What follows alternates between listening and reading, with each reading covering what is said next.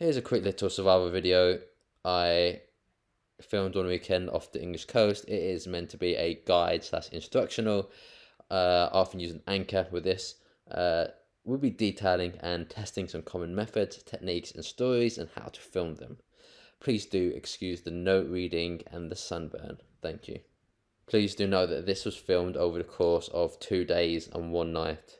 At the moment, I'm in the sea. I've been drifting out here for the past few hours. I'm starting to feel a bit sick. We're getting very dehydrated from the sun beating down on me. This place may be covered in water, but my God, it might as well be a desert because there is just not enough to drink. There's nothing out here to drink. It's literally a desert out here. What I'm doing out here, I'm trying to survive out here for 3 days.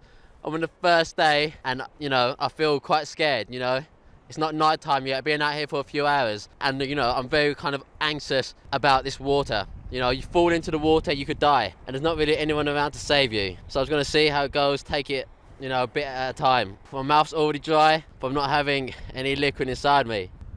I'm already feeling weak, I'm feeling a bit sick as well. So my plan out here is to try to survive for 3 days in total. I'm on the first day and I'm just about kind of doing it. Water's not my favourite thing. I'm not like an amazing swimmer, so we're gonna have to see how this goes. Now I've got this dinghy. There's certain survival ideas that happens in most survival kind of films. So first we've got shelter.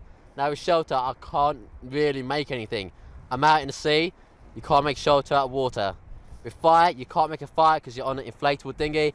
A fire is going to do nothing but take the risk of actually burning down your dinghy. The embers might melt through the plastic and it will destroy the craft and it will sink it. We've also got food. Food, my best move out here is going to be seaweed and fish. I will try fishing. I don't really have any fishing equipment, but I will make something up. And water, there's plenty of water, but we can't drink it.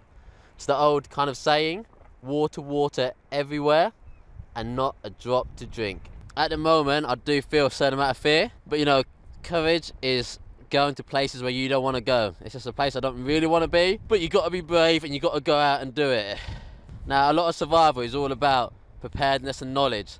So the more you know about the area, the better. I've already spent a night out in a dinghy, much smaller than this, out in an estuary near the English Channel. So I kind of know, I can survive the nighttime temperature just about. And it kind of depends if it rains. If it starts to pour down, then my temperature's going to drop massively. Now, look, at the end of the day, you can't control your destiny. You can kind of try to affect the outcome by some positive action. When you're out at sea, you never know how long you're going to be out here for. You never know if you're going to be rescued or not. It could be hours, could be days, could be weeks, could be over a year even. So this kind of brings down, this kind of like relates to the whole Stockdale paradox, where kind of a military man from Vietnam would see that the most optimistic soldiers wouldn't survive, as they weren't able to deal with the kind of the punishment and the defeat and the losses. But the ones who are more realistic or even pessimistic were able to survive as they could deal with the shortcomings and the trials and the tribulations better. Okay, so at the moment, do I feel scared? Yeah, 100%. I'm out in the sea. It's not a place where I'm very comfortable at. I'm out here alone, so if anything goes wrong, I could end up dying. Like, fear can be very disabling, but it's all about trying to manage your fear so it doesn't affect you, because once the fear overcomes you, then all your decision making in any survival situation is going to leave you making the wrong decisions, You got to use your brain and not just think. Like, kind of being at sea is all about balance, Like, on your dinghy, you keep your legs wide, you want to spread your body weight all over. You don't want to be standing up really at all because you're risking your chances of falling in much more than if you're just lying down, Survival is all about being lazy a lot of the time. You've got to save your energy for when you actually need it, If I see a boat, you want to go to a boat. And obviously, I am at a safe distance, I'm not, trying to put my life in too much jeopardy. So, if I need to get to the shore, I'm sure I will be able to. But, I'm at a deep enough distance, to kind of have that danger involved. It's all about balance out here, like weighing the scale, like a ballerina on their toes, You got to kind of become one with the waves and the swells, because it's going to be constantly moving. The sea is constantly moving, and you just need to be able to adapt with that, The tides come in, the tides go out. Around about every, 5.5 hours, the tides will come in and they'll go out and keep on going. It'll be in twice a day and out twice a day on average. The sea can drag you deeper, especially when the tides come in back out. So you got to be careful to make sure you don't get kind of dragged out in a dangerous situation. Because once you're out there, you never know what's going to happen, you know. If you're too far from the shore, you may never get back, and that's how people die, you know. In 2016, that's when the most deaths on the UK coastline were. It's the record high at the moment, at around, I think, 362, 2016. So I want to make sure I do not become one of those figures for 2017. If you're out on a dinghy in calm weather, you might bob around for a few hours. You can drift as far as 2 knots. In calm weather, sure, you may be able to bob around the same place in the sea for a few hours. But, you know, if you are moving a lot, if your dinghy's moving a lot, let's say at the rate of like 2 knots, then you can move up to like 50 miles a day. It's just going to put you out of place. So if a search and rescue team's trying to find you, they're not going to find you, because where you were one day is not going to be where you were the next day. That's 50 miles in any direction you could have gone. So that's increasing the search area infinitesimally. Well, that's a bit of a swell there. Oh, okay, that was a bit of a swell. I'm not a fan of these swells at the moment. It's kind of pushing my dinghy way too high and very unsteady. Now, quite a bad thing about the sea compared to many other environments, say up in a mountain, say over, even in a desert, you know, there are markers of the geography. You know, in a desert, depending on the desert, it may be quite hard. But you know, like if you find a tree, you see a tree in the distance, you see a sand dune in the distance, you know where you are from there. If you're on a mountain, you got very good markers of locations. Out in the sea, there's no markers. Everywhere looks the same in every direction. So you kind of got to be aware of that. So kind of the main thing you need to be aware of is kind of the orientation, you know, your north, south, east and west. If you know that, and you know where the landmass should be from there, then that's your best bet. Like, it's literally hopeless to try to fight, you know, the sea. You know, the tide's going in and out. You can't fight it. You know, you're going to exert way too much energy trying to fight it versus doing anything else. So you kind of want to be very careful and not waste energy. Because, you know, if you start burning too much energy out in the sea, you're going to end up just burning yourself out. And you're going to get exhausted faster. You're going to survive longer. You know, survivor's lazy. The lazier you are, the longer you survive. That's not an exact rule. But, you know, the least you want to expend the least energy as possible. Slow down your metabolism and go from there. You know, if you go past a certain point and you get dragged out too far, then you may never actually come back. You might find yourself in a shipping lane and get sucked in by a ship. You might find yourself in a wave or a swell that's too high and you could end up dying. Okay, so to keep a certain gear out here dry, I want to utilize an old method used by soldiers in, you know, World War II. You know, to keep the muzzles of their rifles dry, they would often use condoms. So I'm going to be doing that. I'm going to have to be careful for them not to tear, as condoms are quite weak. So sit over like weirdly shaped objects, they will be quite difficult. So the sun started to set, and I'm feeling more and more seasick at the moment. I can't even motivate myself to film or do anything. I'm just literally lying down in this raft. I wish I could fall asleep. I just feel so lethargic. It doesn't help that I'm yet to eat and I'm yet to drink. It hasn't rained yet. Oh. Oh. Oh. This is the first time I've ever been seasick. When I was last out in the sea off the coast in Essex, I never felt seasick at all, but now I feel very seasick. It's not nice. I'm gonna try to eat some food.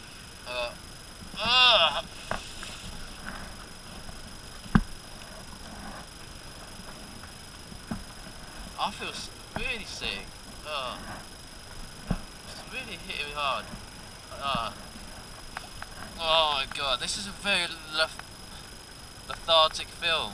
like my energy is sapped. Oh, I feel like I have no idea how I'm gonna make it through 3 days at sea if on the first day I'm already feeling so sick. I can barely even film and barely even keep my eyes open.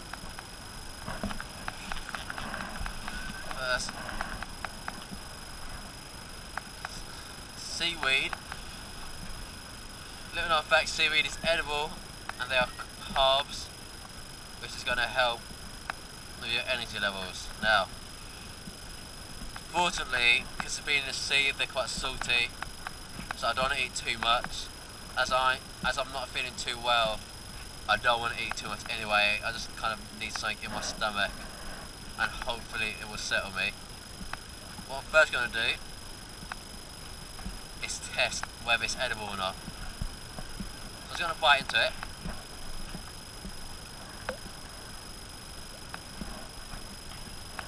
Doesn't taste too bad. Now, I'm going to wait and see how I feel, see if I get any tingling,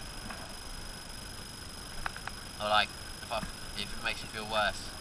The problem is that I'm already seasick, so if it makes you feel sick, I wouldn't really know what the cause is. I'm trying to avoid licking my lips, because licking my lips will only make my lips more dry. Because I am at the sea, my lips, have touched sea water naturally. Anything, any water here, when it touches your lips, is sea water, which is salt water. And as the water evaporates from my lips, that leaves salty crystals, which means I want to avoid licking my lips, because any kind of reduction in the amount of salt you take in is going to benefit you massively, as your kidneys won't have to work in overdrive to try to pull water from your body just to filter out the salt and kind of dilute the salt.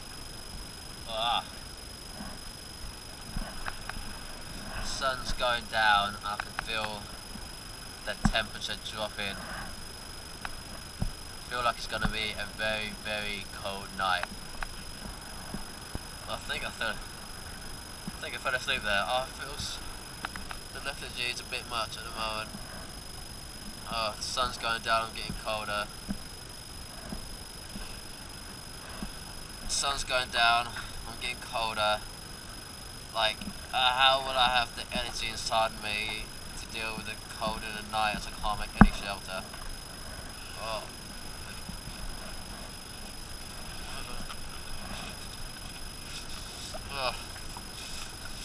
Wait, so it's been. Oh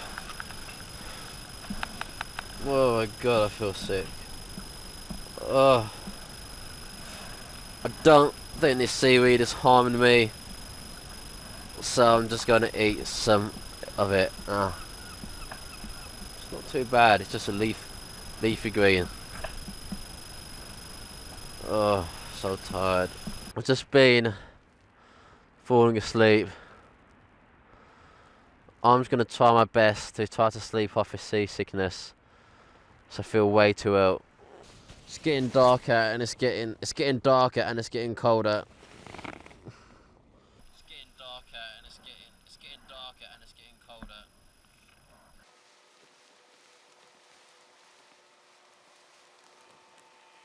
The sun's going down. It's getting quite misty and foggy out. I've been trying to get to sleep. I've had a bit of sleep. I still feel a bit seasick and it's getting very, very cold. Let's see what happens tonight. This is such a bright moon. The moment I start moving, I just start feeling sick again. It must be like the middle. It must be the middle of the night now. It must be the middle of the night and I still feel terrible. It's not so bad when you're just lying down, but then once you start trying to film stuff with a camera, that's when it starts to kind of kick back in, the seasickness. What I've tried to do is stay quite central in the dinghy, and that'll kind of minimise how much movement there is, because most of the movement is all around the edges, but that does make a difference on a dinghy this small.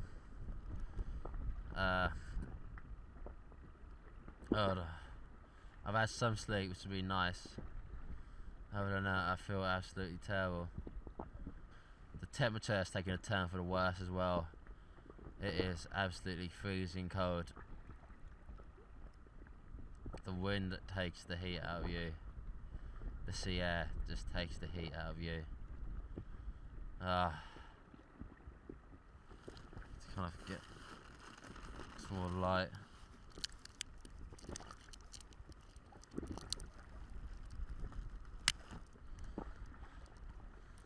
Use these glow sticks to get me.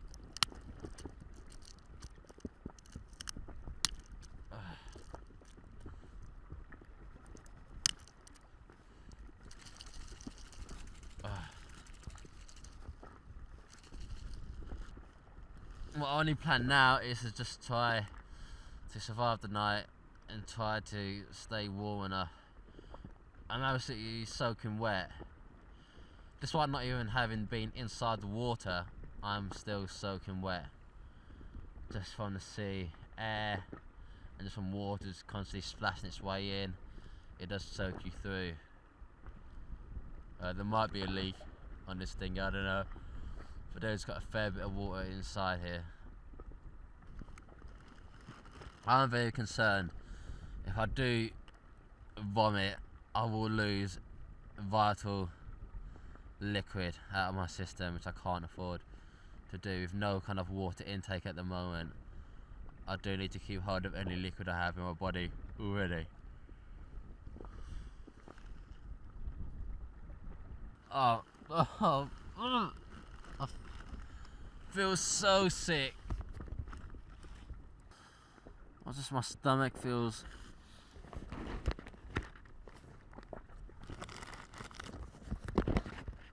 just so nauseous at the moment.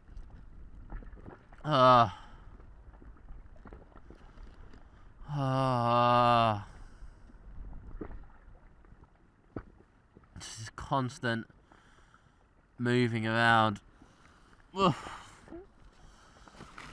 Oh god.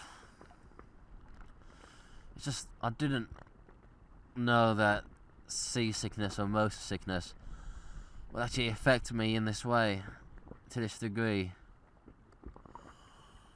I'm so tired as well. I'm concerned about sleeping.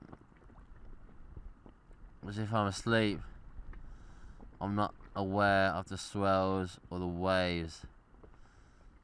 Which means I kind of feel a bit more in danger. And it's so cold. It doesn't help that it's so cold that I'm kind of have a certain fear about sleeping right now. You can just constantly hear the water hitting this dinghy. It just doesn't sound nice. It sounds like there's water in. I'm so tired. I'm so tired. It's hard to get steady sleep here because you're always moving around. Yeah, it's hard to get any steady sleep because you're constantly bobbing around and it keeps you awake.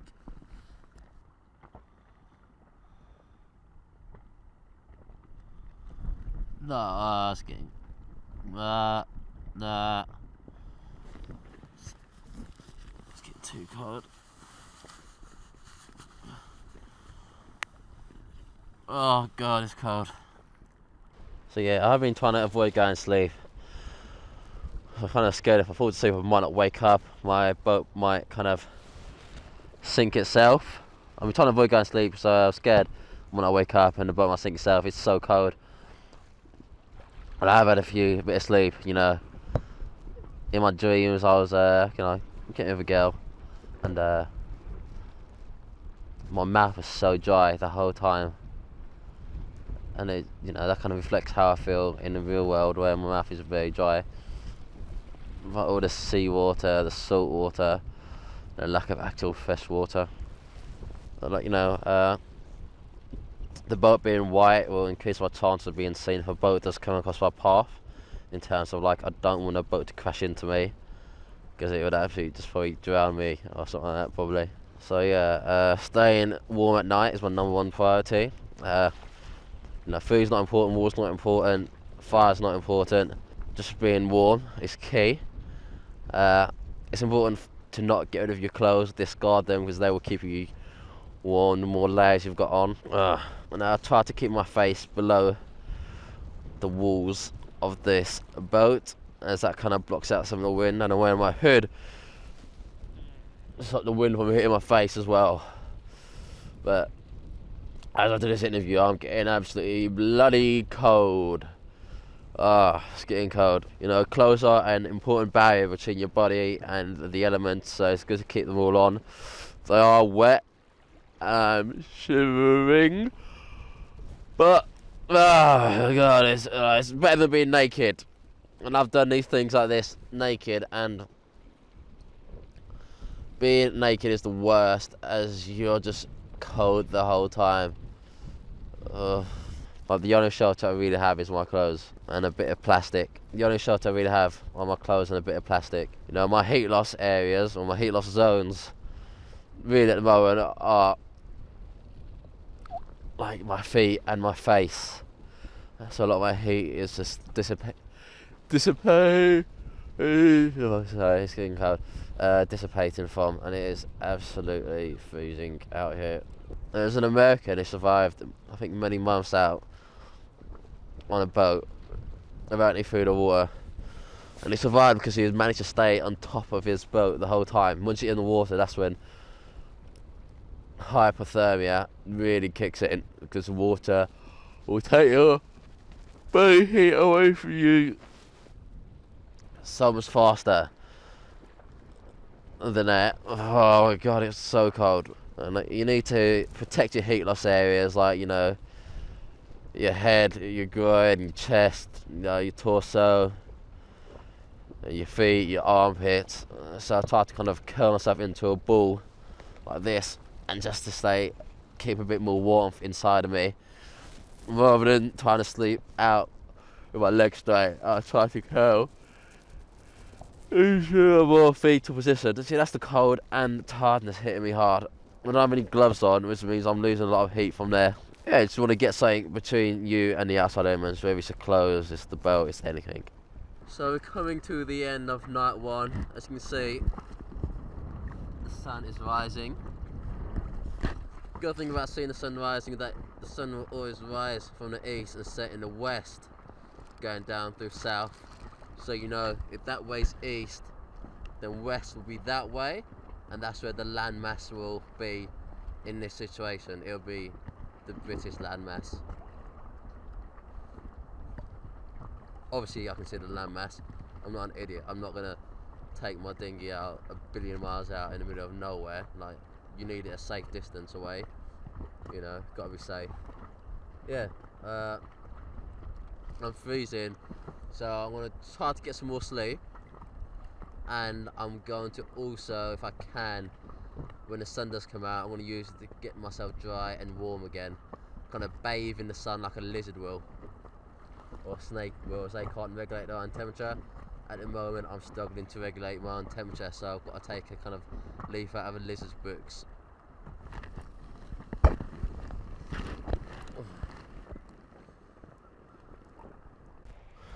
Hi, so just a quick update about using condoms to dry your items.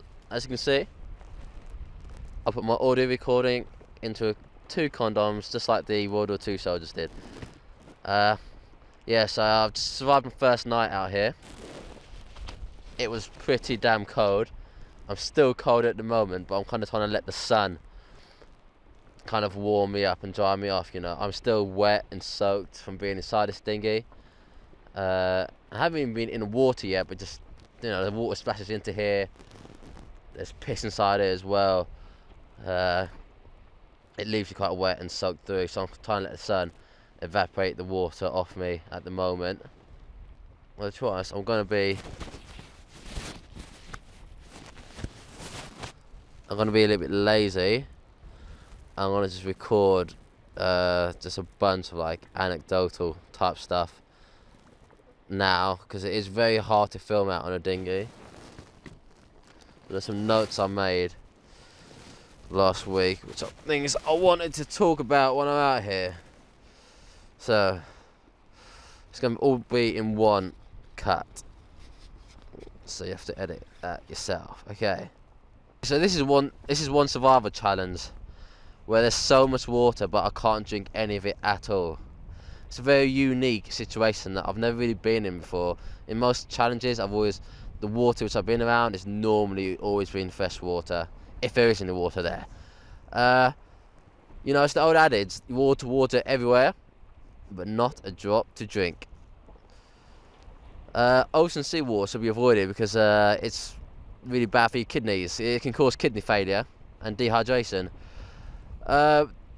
Whilst I think everyone pretty much recommends you don't, there have been doctors in the past.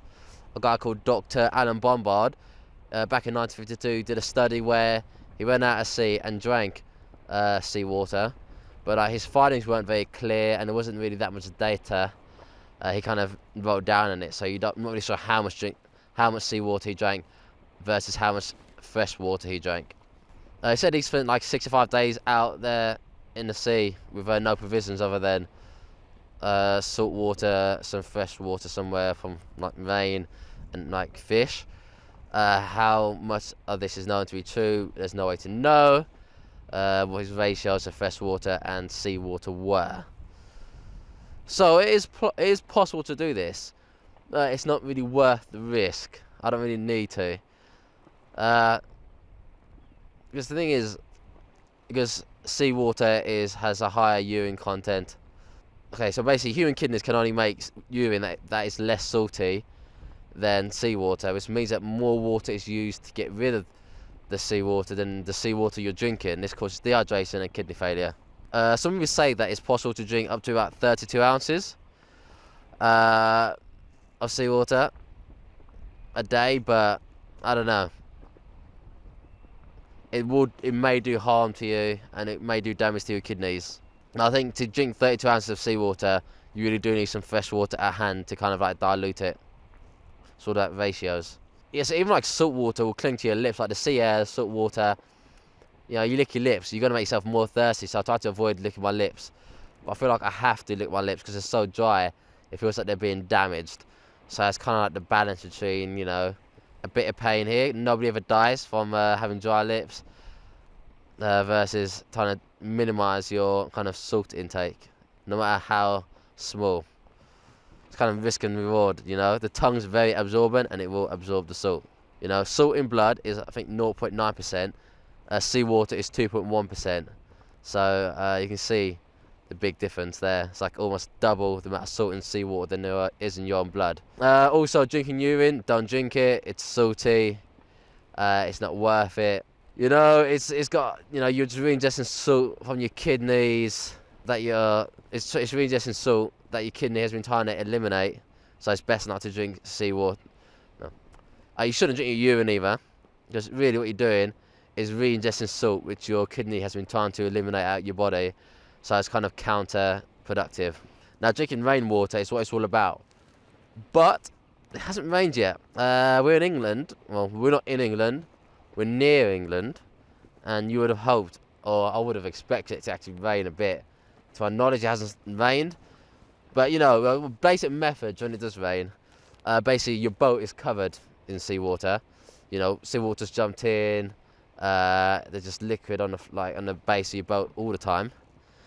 This means when it does rain, you can't drink straight from the water that's in your boat like this. All that water there down the sides, you can't drink it because that's already contaminated with seawater. So what you want to do is get some kind of tarp or some kind of something to contain water.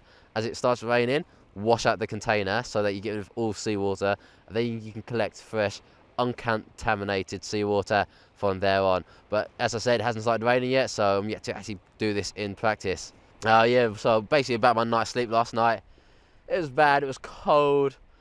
I was shivering at times. I kept waking up quite a bit because of the movement of the waves.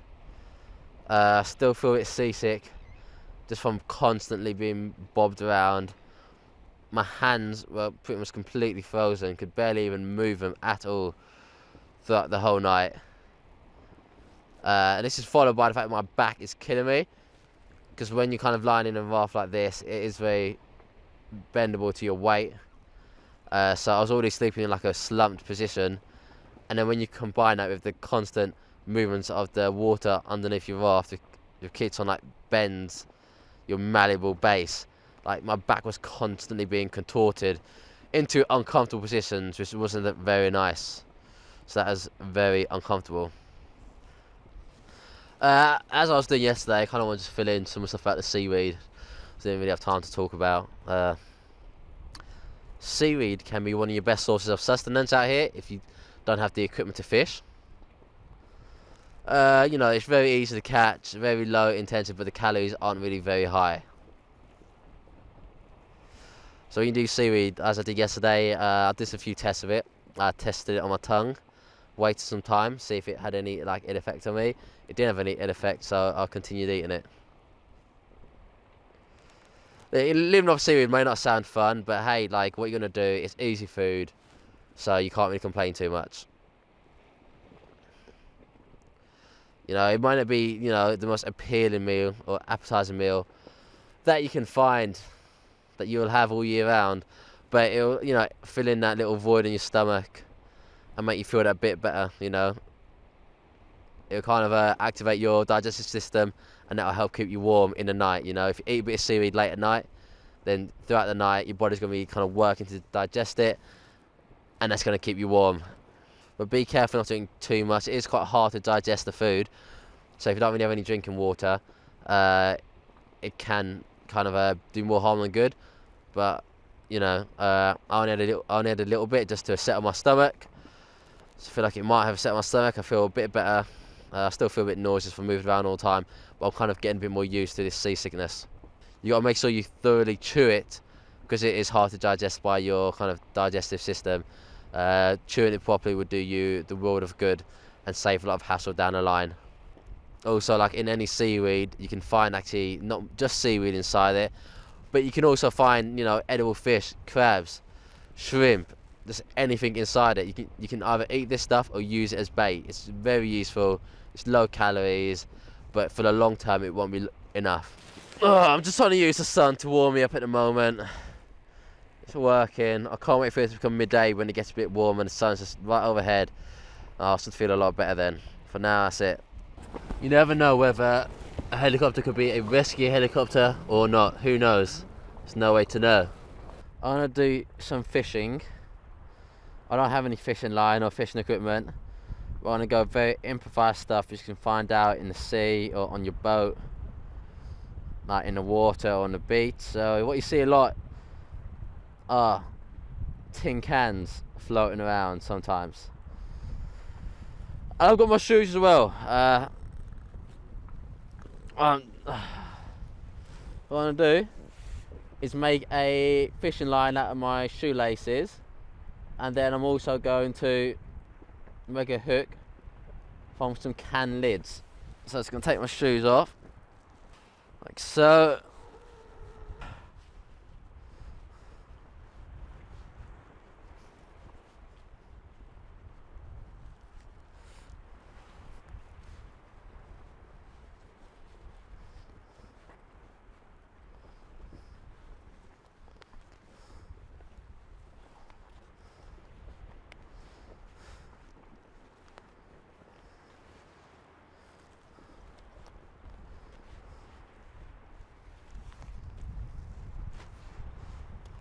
There's now got a knife. I'm going to cut inside it.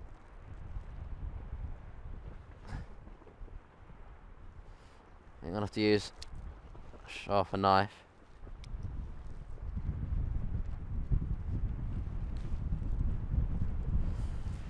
And in here I've got the white inner string.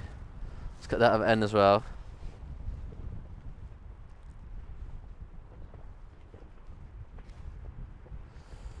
So if you can see it,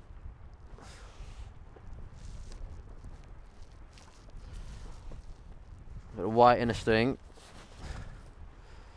Oh my god, oh, I feel sick. Oh.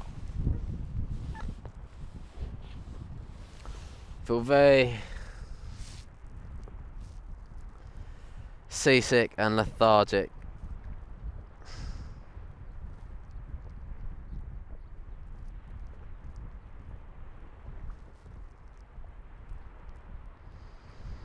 This is why I can't do anything on this dinghy. I just feel just motion sick all the time. It's not too bad lying down, but once you start actually doing some kind of activity and you seated up, you just have the effects of just moving of the boat affect you much more. I feel so sick. Oh, yeah, sick. I feel so nauseous. There we go.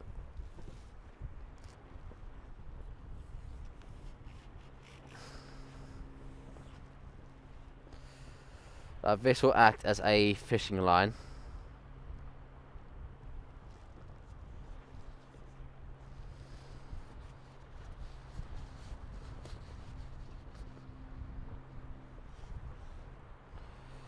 Using a can lid. See if I can. Everything's taking me ages because I feel so sick. Oh, I feel nauseous from just. Ugh. I just feel like I need to constantly burp. Ugh.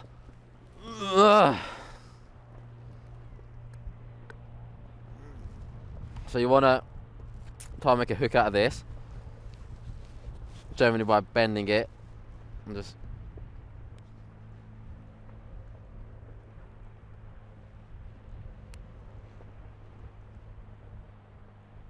There we go. There's a little hook.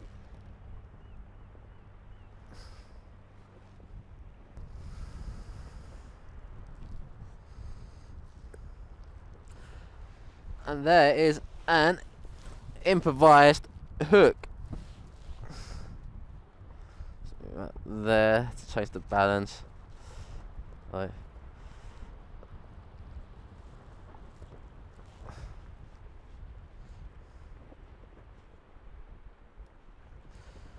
The great thing about these is that put a bit of bait on it as well.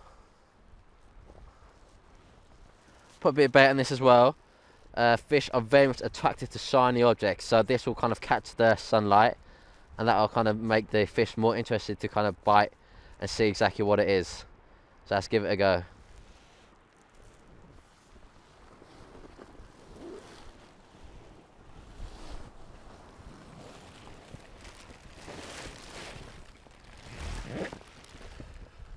Oh my god.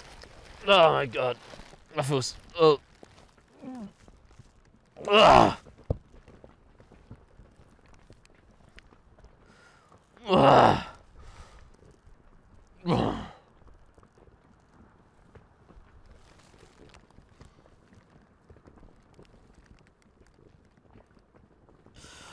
Ugh.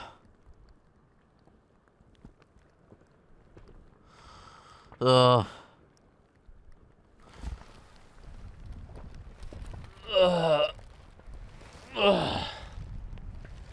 Every movement is so difficult, apart from the fact that you're in a moving dinghy and the fact that I feel so sick. Ugh.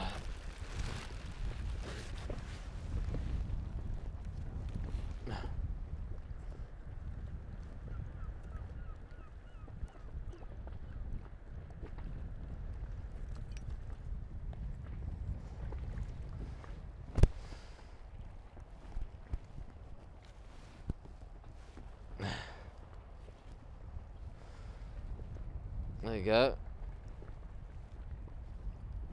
So it's going to put that in.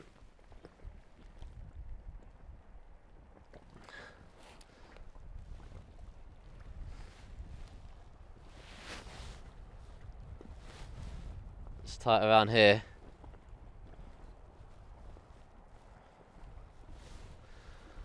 And we'll see if we get a bite or not. It's unlikely to us. Even if I do catch a fish, do I even want to eat it? Because I feel sick already. Gotta be careful to keep your knives put away. Don't want to burst an inflatable raft in the sea. Let's see.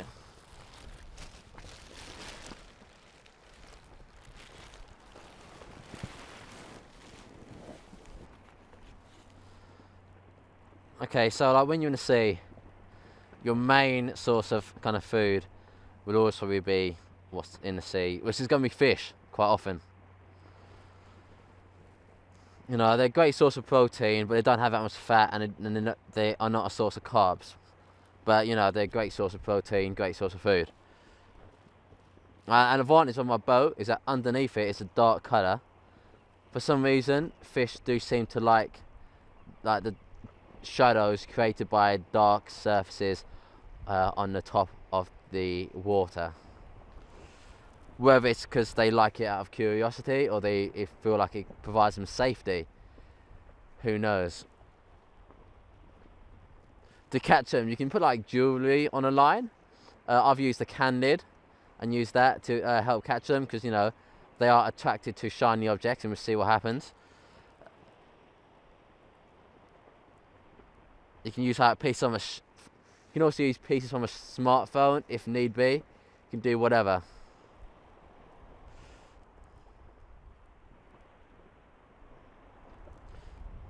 Now when I do, if I do get a fish on the end of the line, I'll quickly jerk it and get that can lid stuck inside their mouth, and then I'll be able to pull it out of the water and much more safely.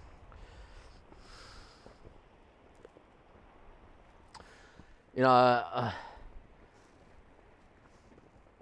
whilst using the can lid,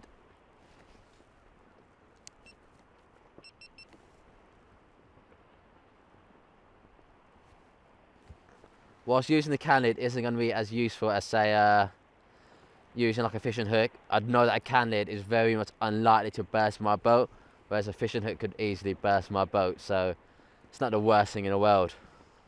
You know, the boat is way more important than food.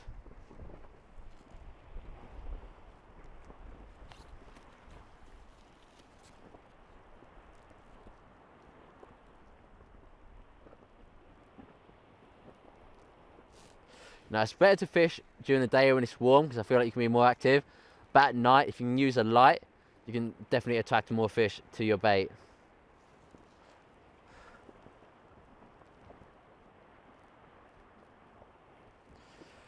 You could also try spear fishing. I could essentially just strap my penknife on my. You can also try spear fishing. I can always put my multi-tool Swiss Army knife on the end of a pole, but they are floating poles, so I don't see how that's ever really going to jab into a fish.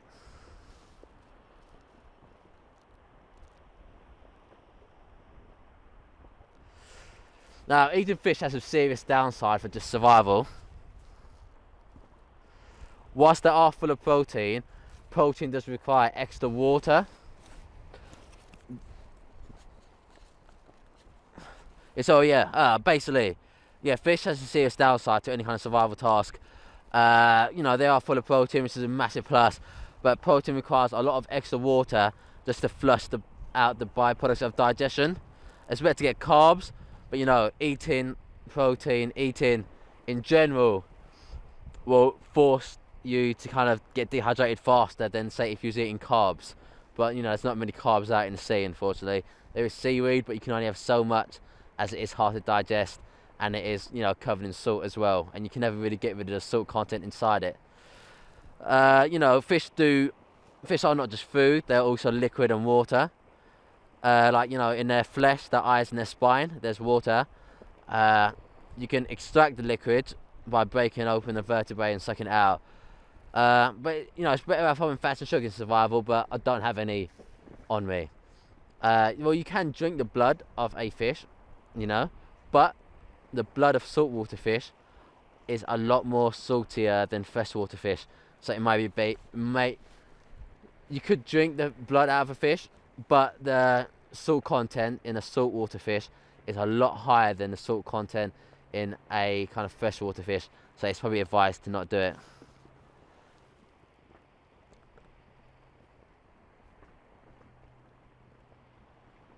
So you should never really drink the salt of a freshwater fish. Or you should never drink the salt of a saltwater fish. You know, if you can find a bird or turtle, give it a go. Yeah, the meat of a turtle is very good. Birds are great sources of food, and they contain, you know, quite a bit of liquid in them. And also, you can save any bits you don't use for bait, which is going to make fishing so much easier. You know, waste not, want not. You have to be a scavenger in every way you can. Like with seaweed, you should really be boiling it first, but with out here on a floatable raft, there's no chance of boiling seaweed. If you're on an island, yes, you can try to boil it, but not out here.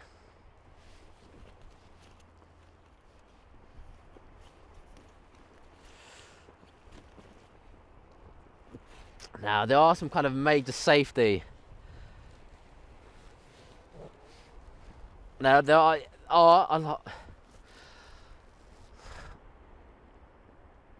Britain, our islands is covered and surrounded. Well, Britain, the British Isles, obviously in the name, are islands, and they are surrounded by water.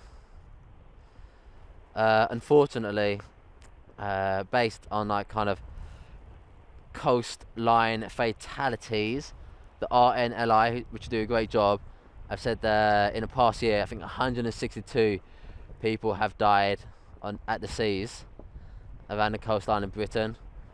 It's the highest it's been in the last, I think, 5 years. This is back in 2016. It's the highest in the last 5 years, with adult men constituting 74%, and about in between 74%, with adult men constituting in between 74 and 77% of all the kind of deaths.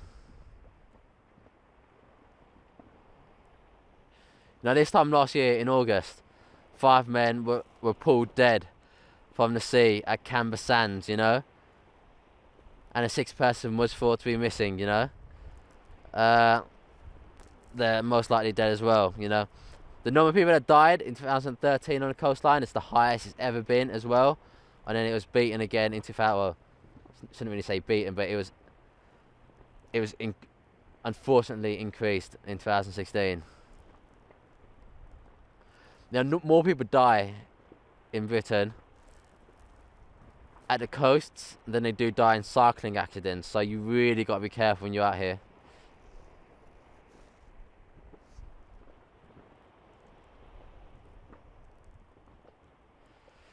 Now, a lot of things that contribute to a lot of things that contribute to deaths out here, stuff like cold water shock, rip currents, rip tides, you might know it as, fatigue in the water. You know, you get hit by the cold shock, you panic, you start breathing much too fast, and then, you know, you start taking in water, your body seizes up, you end up drowning, you know.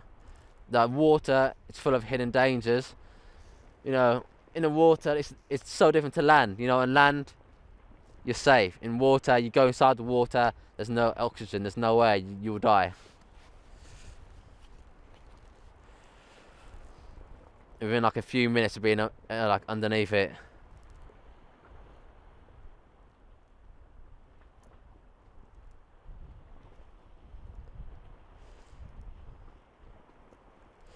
Literally, like back this time last year, 6 people died in the space of 24 hours in complete different tragedies.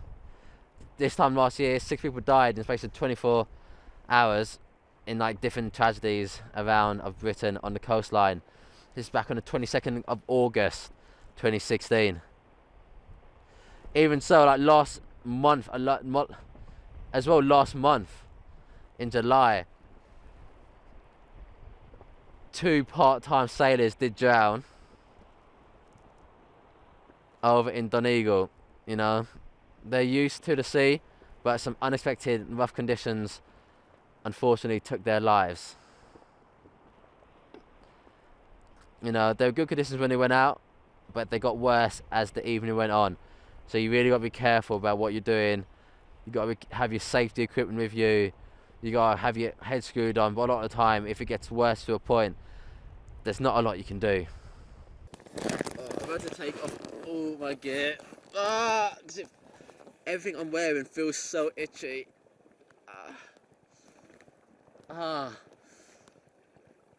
Oh my god, it's so itchy. Like, all over my whole body, and my back especially. Oh. Oh. I feel so seasick as well. Oh.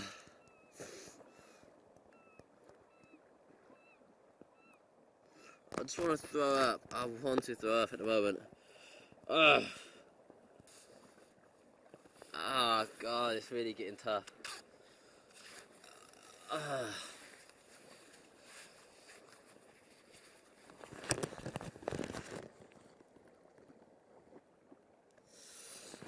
Oh my god, it's so hot as well. So dehydrated. Ugh. I'm somehow still alive and kicking. This seasickness has really thrown me for a loop. It's been the absolute worst, you know. Hunger I can deal with, dehydration I can deal with, seasickness. Oh, it's not nice. It's not just like, you know, when you hear about people being seasick, you think, that's a bit weak. But that's, you know, maybe that's because they're on a boat. They're normally on like a large, decent sized boat, and it's only slightly moving, and they're on it for like a half hour, an hour and a half most. This is the second day I've been on this same dinghy. It's a small inflatable dinghy. It's constantly moving because it is small and it's inflatable, and it's just the motion sickness. You just constantly move, like non-stop. Imagine being on land and, like, I don't know, you're just constantly unsteady, you're constantly being moved around. So that feels like, and it's just absolutely torn my stomach apart. If you did ever want to be rescued out here, you can always use the back of a phone to catch the light.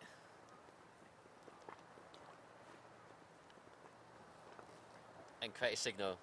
If you do it in patterns of 3, so it's repeating, so 1, 2, 3, 1, 2, 3, 1, 2, 3. Because humans are kind of trained to see patterns and then work to see it as non-natural if it's patterned. See, I'm absolutely fucking knackered after being at sea.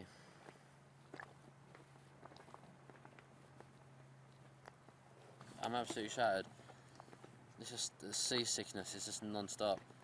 So I've got myself a source of water. Inside this plastic tarp,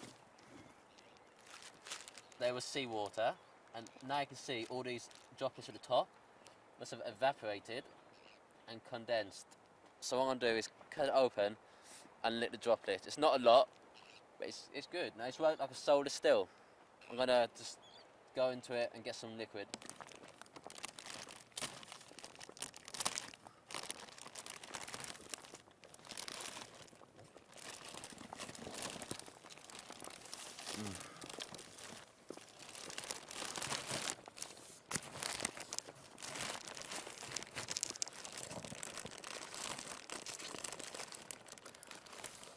That tasted nice and fresh.